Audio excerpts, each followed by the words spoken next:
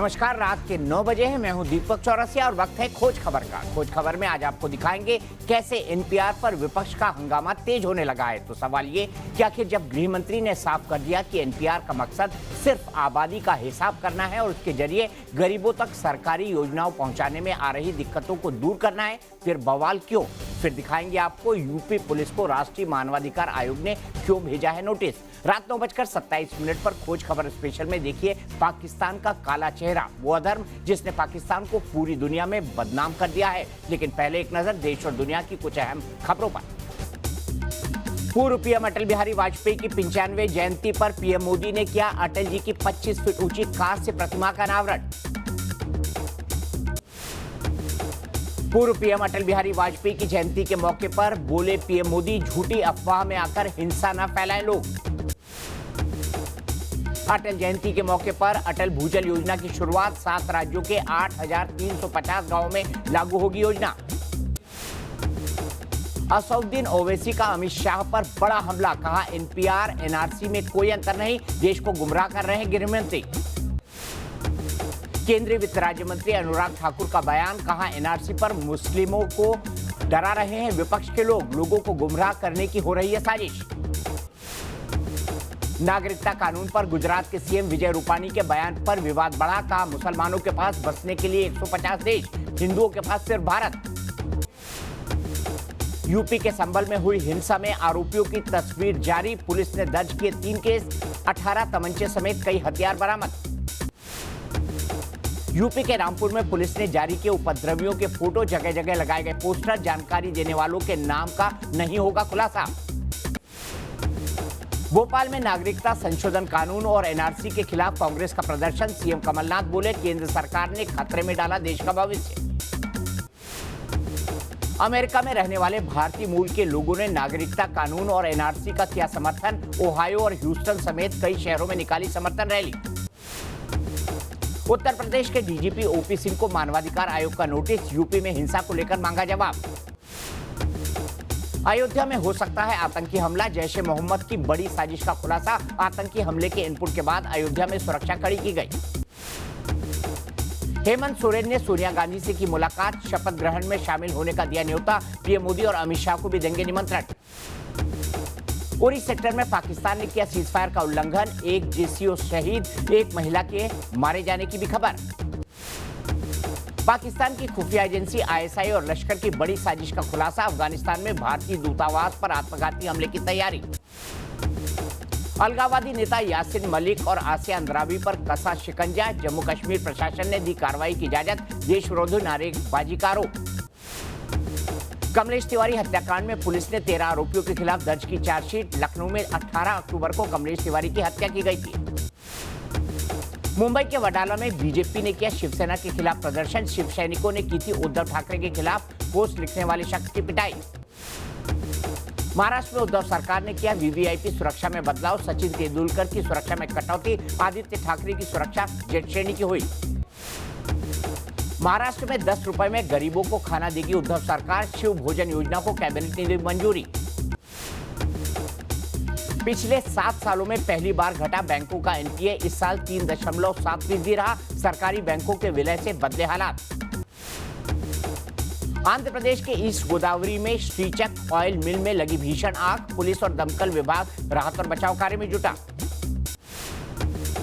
UP के हरदोई में मैदान में खड़ी बसों में आग से हड़कंप, 2 बस जलकर खाक, हादसे की वजह साफ नहीं।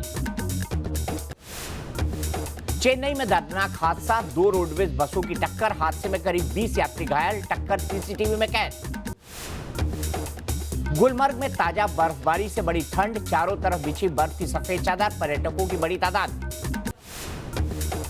केदारधाम से भी सामने आई बर्फबारी की तस्वीर, खूबसूरत तस्वीर, मंदिर के आसपास कई फीट तक जमी बर्फ।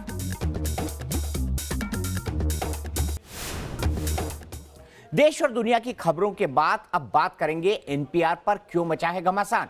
कहते हैं जब धुंध हो तो तस्वीर साफ नहीं दिखती। फिलहाल सीएए और एनआरसी के बाद अब एनपीआर पर विपक्ष के राग से यही लगता है। असदुद्दीन ओवैसी के बाद अब कांग्रेस के दिग्गज भी खुलकर एनपीआर पर सवाल उठाने लगे हैं। आपको बता दें कि एनपीआर की पहली प्रक्रिया यूपीए की सरकार में ही शुरू की गई थी। कल गृह मंत्री अमित शाह ने भी कहा था कि एनपीआर और एनआरसी को एक साथ जोड़ना ठीक नहीं और जनहित योजनाओं के लिए एनपीआर जैसी प्रक्रिया जरूरी है। पर सियासी अखाड़े में एनपीआर पर भी सवाल उठाए जा रहे हैं। जनगणना पर हिंदू मुसलमान हो रहा है। 10 साल पुरानी तस्वीर तब की है जब यूपीए की मनमोहन सरकार ने नेशनल पॉपुलेशन रजिस्टर की प्रक्रिया का आगाज किया था। तब भारत की प्रथम नागरिक की हैसियत से तत्कालीन राष्ट्रपति प्रतिभा पाटिल ने एनपीआर में अपनी तमाम जानकारियां दर्ज करवाई थी। उस वक्त देश के गृह मंत्री पी चिदम्बरम थे। मगर 10 साल में वक्त बदला, सरकार बदल गई और बदल गए सियासत के बोल। विपक्ष में आते ही कांग्रेस के सुर बदल गए। कांग्रेस को मोदी सरकार के एनपीआर में कमी नजर आती है। जिस कांग्रेस ने कभी एनपीआर प्रक्रिया की नींव रखी थी, आज उसी पार्टी के दिग्गज नेताओं को लगता है कि एनपीआर में दर्ज जानकारियां लीक भी हो सकती है। वहीं मध्य प्रदेश के मुख्यमंत्री कमलनाथ तो एनपीआर के बहाने केंद्र सरकार की नीयत पर सवाल उठा रहे हैं। हम भी चाहते थे, पर इसके साथ कोई एनआरसी नहीं जुड़ा था। जो ये जोड़ के ला रहे हैं, ये इसकी नीयत साबित करती है। इनको चाहिए था कि एनपीआर के मामले में राज्यों के मुख्यमंत्री से बात करते। हमारे समय में जब ये फैसला लिया गया तो राज्यों के मुख्यमंत्रियों से प्लानिंग कमीशन के माध्यम से लोगों को हर स्तर पर जो है एक इन्वॉल्वमेंट रखा गया।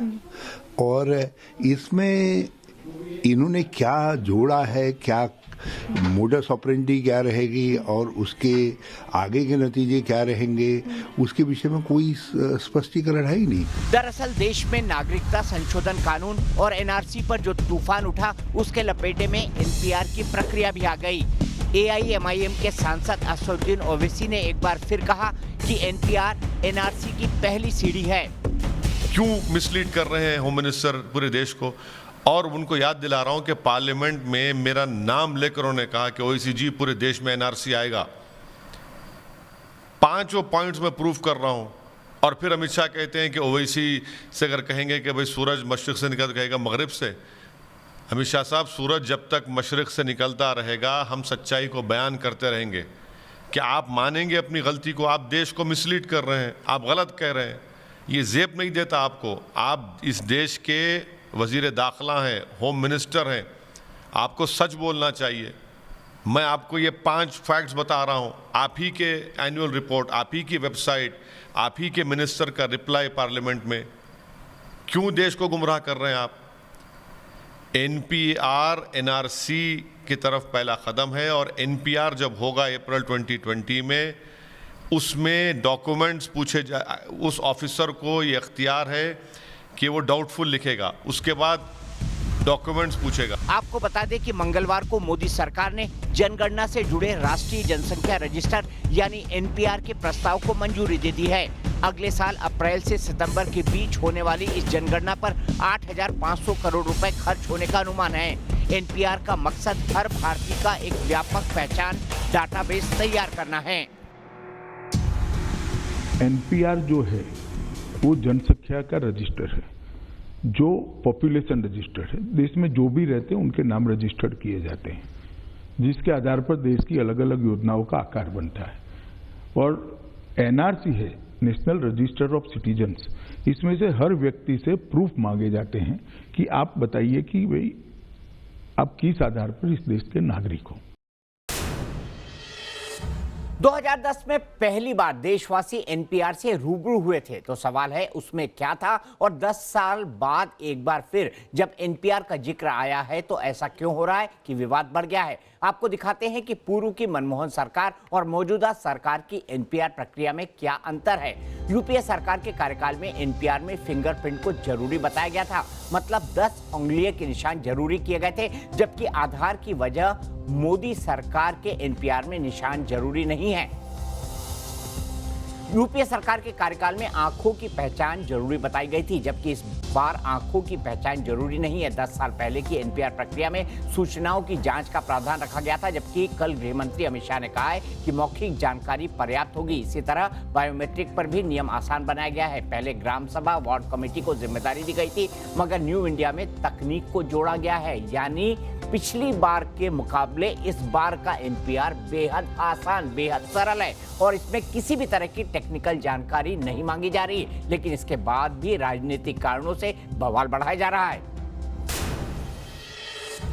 उधर हैदराबाद के सांसद असदुद्दीन ओवैसी सियासी गोलबंदी करने में लगे हैं। वो आज शाम तेलंगाना के सीएम से मिले और ये मांग की है कि एनपीआर राज्य में लागू न होने दे। ये मांग उन्होंने क्यों की, जरा उनकी दलील देखिए। हम सीएम से ये इस बात का मुतालबा किए कि एनपीआर का भी आप इसका प्रोटेस्ट इसको रोकिए। जिस तरह केरला की सरकार ने एनपीआर के ऊपर स्टे लगाया, वो ऑर्डर कॉपी भी हम सीएम को दिए और हम सीएम को ये बताए हैं कि एनपीआर में और एनआरसी में कोई फर्क नहीं है। बाज़ाब्ता हम लोग एमएचए के डॉक्यूमेंट्स को प्रोड्यूस करके सीएम को बताए, जिसमें एनुअल रिपोर्ट में, इस साल के एनुअल रिपोर्ट में खुद एमएचए कह रहा है कि NPA is the first step towards NRC. और एमएचए के वेबसाइट पर जो सेंसस का जो उसमें लिखा है, एनपीआर के बारे में लिखा हुआ है। पीआईबी के प्रेस नोट है एमएचए का, तो ये सीएम खुद देखकर सीएम खुद बोले कि ये लिखा, मतलब बताएं उनको, और सीएम खुद बोले कि ये पूरे देश को मालूम होना चाहिए। एनपीआर पर विरोधी लामबंद हो रहे हैं तो वहीं नागरिकता कानून पर विपक्ष हल्ला बोल रहा है। पश्चिम बंगाल की सीएम ममता बनर्जी के सीरियल पैदल मार्च के बाद आज मध्य प्रदेश के सीएम कमलनाथ भी दलबल के साथ मोर्चे पर उतरे। भोपाल की सड़कों में आज इसी तरह का हुजूम नजर आया। मध्य प्रदेश के मुख्यमंत्री कमलनाथ के नेतृत्व में हजारों लोग भोपाल की सड़कों पर उतरे और केंद्र सरकार के खिलाफ नारेबाजी की। प्रदर्शनकारियों ने केंद्र सरकार से सीएए कानून वापस लेने की मांग की। भोपाल के अलावा इस कानून का देश के दूसरे हिस्सों में भी विरोध हो रहा है। नागरिकता संशोधन कानून के विरोध की आड़ में हिंसा करने वालों की यूपी में शामत आ गई है। यूपी में शहर शहर पुलिस उपद्रवियों की पहचान कर संपत्ति कुर्क कर रही है, गिरफ्तारियां कर रही है। उधर हिंसा में मारे गए लोगों को लेकर सवाल भी उठने लगे हैं। राष्ट्रीय मानवाधिकार आयोग ने भी इस पर खुद संज्ञान ले लिया है। एनएचआरसी ने सख्ती दिखाते हुए विरोध प्रदर्शनों के दौरान प्रदेश भर में हुई 18 लोगों की मौत को लेकर यूपी के डीजीपी को नोटिस जारी कर दिया है। 4 हफ्तों में जवाब मांगते हुए मानवाधिकार आयोग ने पूछा है कि यूपी में आखिर इतना खून खराबा कैसे हुआ। नागरिकता संशोधन कानून के खिलाफ दिल्ली के जामिया से उठी हिंसक प्रदर्शन की आग ने उत्तर प्रदेश को किस कदर अपनी चपेट में लिया, ये तस्वीरें उसकी गवाह हैं। अब इस मामले में घटनाक्रम तेजी से बदल रहा है। एक तरफ पुलिस सख्त है, दूसरी तरफ मानवाधिकार आयोग भी। सख्ती कैसे की जा रही है वो भी आपको बताएंगे, लेकिन उससे पहले देखिए हिंसा के वो सबूत जिसके आधार पर पुलिस अपनी जांच आगे बढ़ा रही है। सबसे पहले अलीगढ़ की तस्वीरें देखिए।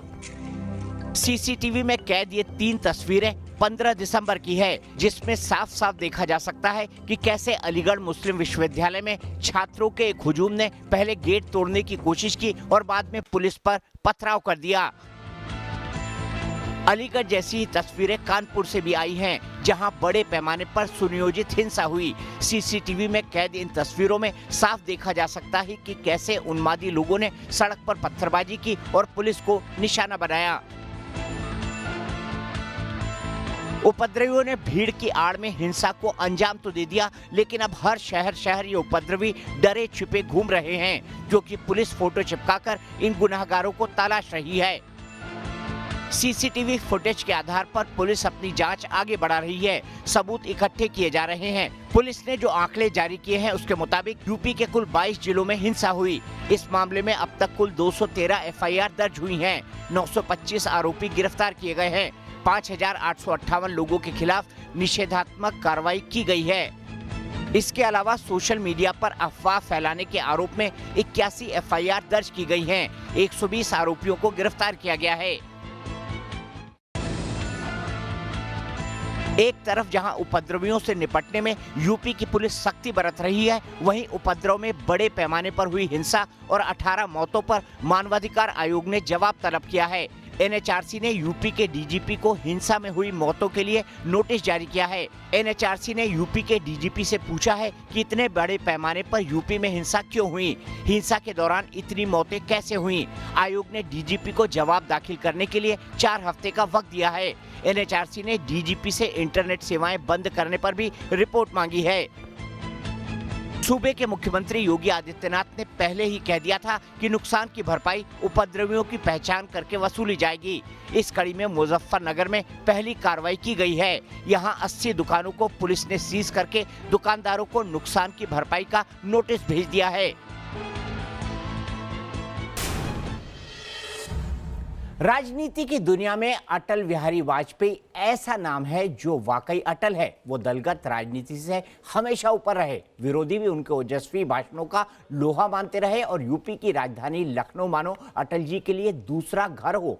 चौक चौराहों से लेकर नवाबी नगरी के जायकों तक अटल बिहारी वाजपेयी जी ऐसा घुल मिल गए थे कि वो किस्से आज भी मशहूर हैं। लखनऊ ने उन्हें अजीब मोहब्बत से नवाजा और 5 बार जिताकर संसद भेजा और आज वाजपेयी जी की 95वीं जयंती पर यूपी की सत्ता के सबसे बड़े केंद्र में 25 फीट ऊंची प्रतिमा का अनावरण किया गया। लखनऊ वाले अटल जी का दीदार अब दुनिया इस अंदाज में करेगी। यूपी की सत्ता के सबसे बड़े केंद्र यानी मुख्यमंत्री कार्यालय परिसर में प्रधानमंत्री नरेंद्र मोदी ने अटल जी की प्रतिमा का अनावरण किया।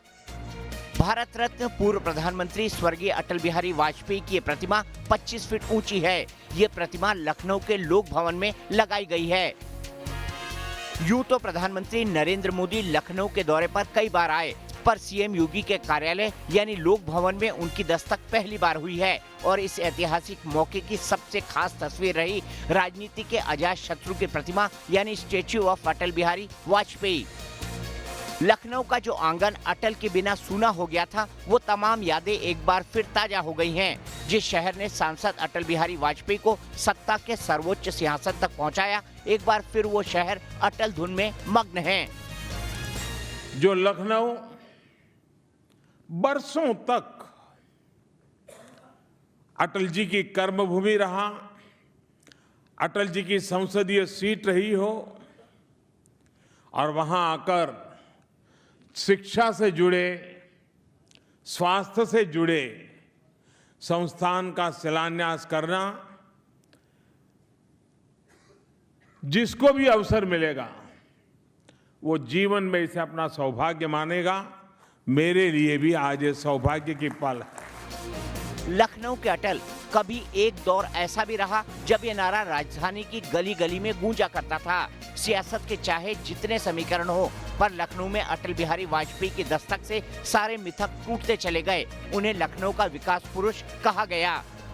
अतीत के अध्यायों की ये वो तस्वीरें हैं जब अटल बिहारी वाजपेयी लखनऊ शहर में चहलकदमी किया करते थे। कहते हैं लखनऊ का दिल जीतने का हुनर उन्हीं के पास था। लखनऊ से ही अटल बिहारी वाजपेयी ने आखिरी चुनाव लड़ा था। अटल बिहारी वाजपेयी पहली बार 1952 में लखनऊ लोकसभा सीट पर हो रहे उपचुनाव में उतरे थे, लेकिन उन्हें सफलता नहीं मिली। 1957 में बलरामपुर लोकसभा सीट से जीतकर पहली बार संसद पहुंचे थे। 1991 से साल 2000 तक लगातार 5 बार लखनऊ सीट पर जीत दर्ज की थी। इस संसदीय निर्वाचन क्षेत्र का प्रतिनिधित्व आदरणीय अटल बिहारी वाजपेयी जी कर रहे थे। उस संसदीय निर्वाचन क्षेत्र का प्रतिनिधित्व करने का मुझे अवसर प्राप्त हुआ है। मित्रों, अटल जी का जहां तक प्रश्न है, चूंकि यहाँ के प्रतिनिधि रहे हैं, मैं समझता हूं कि उनसे जुड़ी हुई स्मृतियां हमारे इस लखनऊ संसदीय निर्वाचन क्षेत्र के बहुत सारे लोगों ने आज तक अपने दिलों में संजो कर रखी है। आने वाला कल आज से बेहतर हो, इसके लिए तैयारी आज से ही शुरू करनी होगी। यही संकल्प लिया अटल भूजल योजना से। आज वाजपेयी जी की 95वीं जयंती पर 2 योजनाओं का ऐलान किया गया, जिसमें अटल भूजल योजना और जल योजना शामिल है। इसके अलावा अटल टनल को हरी झंडी दिखाई गई। इस योजना को 2005 में ही मंजूरी मिली थी। इसके लिए 4000 करोड़ रुपए मंजूर किए गए हैं। कुल 8.8 किलोमीटर लंबी इस टनल को तकरीबन 80% पूरा कर लिया गया है। दावा किया जा रहा है कि विश्व का सबसे ऊंचा टनल होगा।